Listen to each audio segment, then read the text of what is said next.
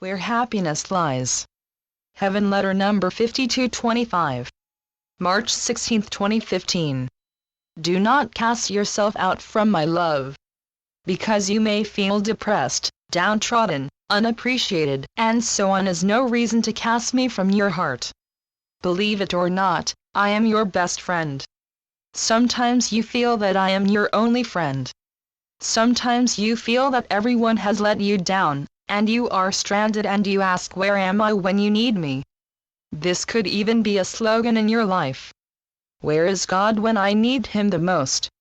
It is hard for you to accept that in times of what you perceive as trouble, I am right by your side, holding you in my arms. This isn't satisfying to you. You are thinking more like, well, prove it to me, God. I beg you to show me that you are by my side.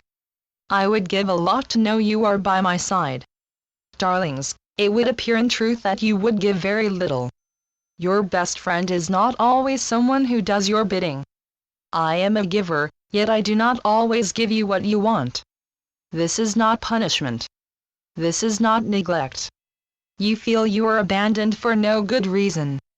You can't figure out even one plausible reason.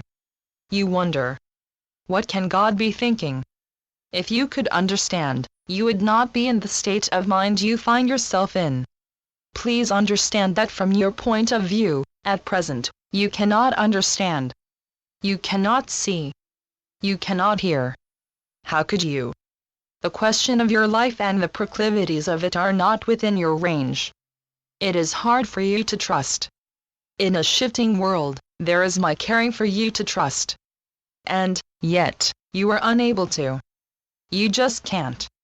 You are filled with misery and miserable thoughts, and you just can't count on me. You asked some unanswerable questions. At least, they are unanswerable to you. For instance, how could a loving God take your baby back to heaven? How could God take any baby away from his mother and father? How could a loving God allow you to cry your heart out and feel despair? You wonder how a loving God can find so many ways to leave you in despair. The crux of the matter to you seems to alight at my feet, and you feel that I do not love you. That is the only explanation you can draw. The conclusion you draw is false, yet that is what you find yourself left with, and while you are in despair, you simply cannot make sense of it. You could be Sherlock Holmes, and still you could not discern what's what. Sherlock Holmes could have a million clues, and, still, he would be hunting for more. Discernment is of the mind. It is your intellect that craves for explanation. Your intellect cannot fathom. Tear the grief from your heart, not just for company and appearance's sake, but because you desire to come closer to me. Your intellect cannot budge, yet your heart can open and let me in and my love for you.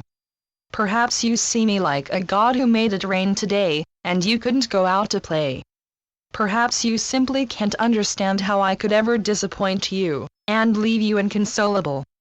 If you could see the connectedness of all life, you would be closer to understanding, yet you can see only so far as you can see, and my children want what they want.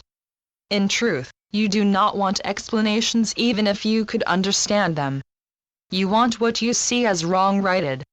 You want an apology, and you want to turn back the clock and retrieve all that you see as loss.